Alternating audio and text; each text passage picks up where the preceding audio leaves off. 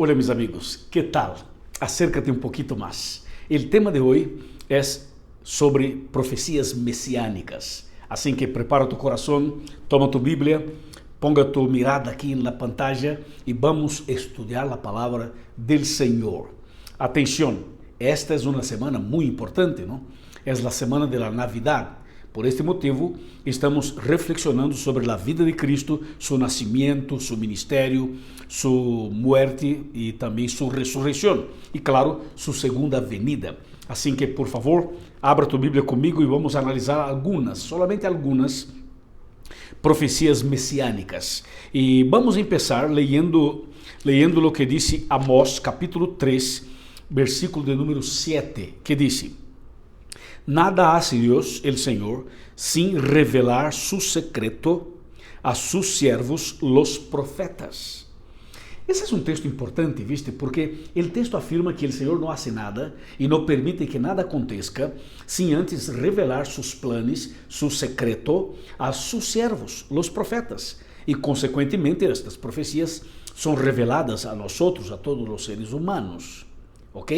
Bueno, esa es una seguridad. Eso para nosotros fortalece la fe y fortalece nuestra confianza en la Santa Biblia y también en sus profecías. Y hablando de profecías mesiánicas en este caso, vamos a abrir la Biblia conmigo, por favor, en el libro de Isaías, capítulo de número 7, versículo de número 14. Ese es un texto muy precioso que vale la pena leer y reflexionar. Dice Isaías 7:14. Por tanto, el Señor mismo os dará una señal. La Virgen concebirá y dará a luz un hijo, y se llamará Emmanuel, que significa Dios con nosotros. Atención, esta profecía fue escrita por el profeta Isaías 700 años antes del nacimiento de Cristo en este planeta. E antes, 700 anos antes, o profeta, inspirado por el Espírito Santo, profetizou que Cristo nasceria através de uma virgem. ¿Viste? Uma virgem. Esse é o ponto número 1. O ponto número 2 diz, seria um hijo, um varón. ¿Ok? E o ponto número 3 é que seu nome seria Emmanuel. Emmanuel significa que coisa? Deus com nós. Mostrando que Cristo, que este niño que nasceria aqui, era Cristo, era Deus com nós. Então estamos falando não somente de um bebê, estamos falando de um Deus todo-poderoso que se torna ser humano para recuperar, para restaurar, para salvar a los seres humanos por el tema del pecado, por causa del pecado. ¿Está claro? Viste que essa é uma profecia muito importante, muito profunda. E isto passa confiança para nosotros en la Biblia, en la palabra de Dios. Bueno, si nosotros viajamos 700 años después, vamos a ver el cumplimiento de esta profecía en Mateo capítulo de número 1. Mira lo que dice Mateo capítulo de número 1. Voy a leer. Mateo 1, versículo 22 y 23, que dice: Todo esto sucedió en cumplimiento de lo que dijo el Señor por el profeta: La Virgen concebirá y dará a luz un hijo, y lo llamarán Emmanuel, que significa Dios con nosotros. Clarito, impresionante, alabado sea Dios.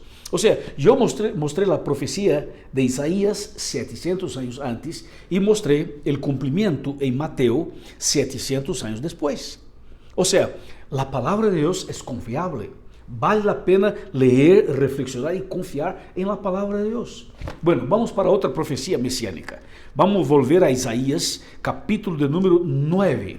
Isaías 9, versículo 6, que dice: Porque un niño nos es nacido, hijo nos es dado, y el gobierno está sobre su hombro, y será llamado Maravilloso, Consejero, Dios Poderoso, Padre Eterno, Príncipe de Paz. O sea, esse texto é uma profecia que se aplica obviamente a Cristo Jesús, porque Cristo realmente, como dice el texto, sería un hijo que nacería en este mundo, y dice, y él sería el gobernador de todo el universo. Claro, eso está profetizado aquí. Y dice, y su nombre sería maravilloso, y Cristo es maravilloso.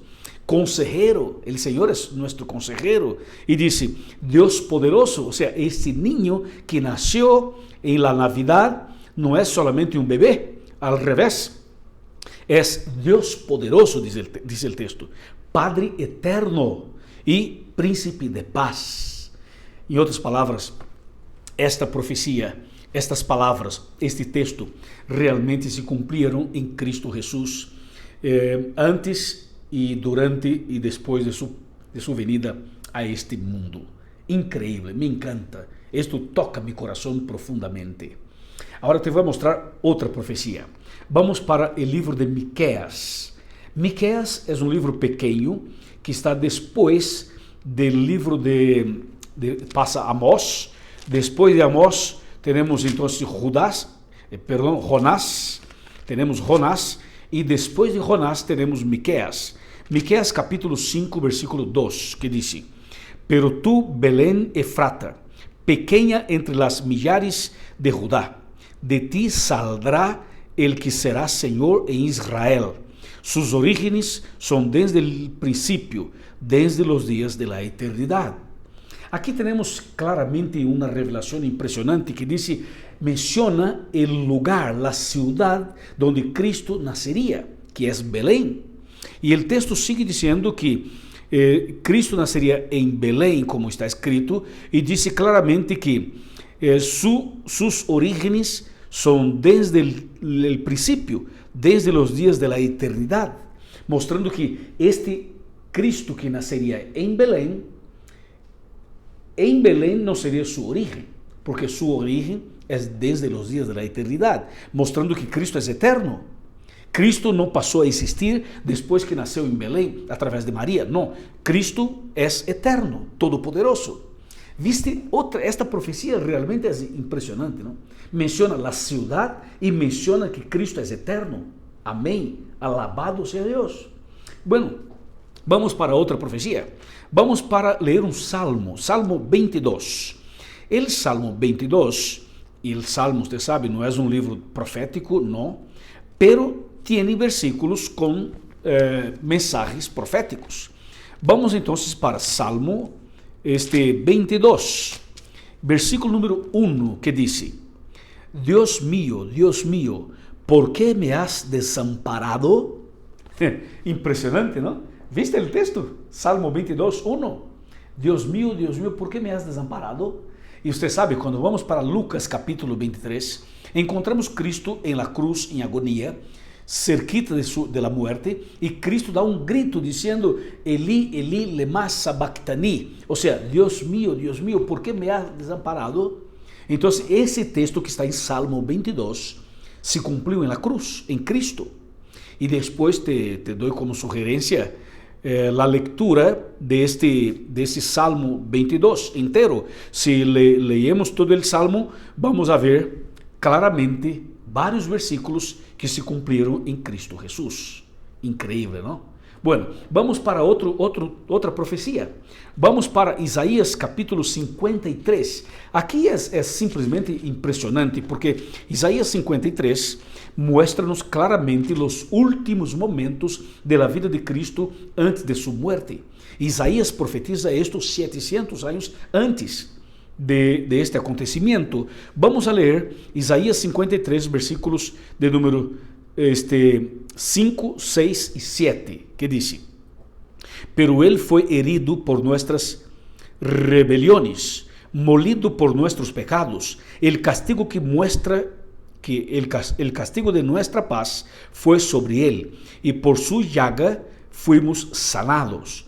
Todos los descarriamos como ovejas, cada cual se desvió por su camino, pero el Señor cargó sobre él el pecado de todos nosotros. Ahora número 7 que dice: Angustiado y afligido, no abrió su boca.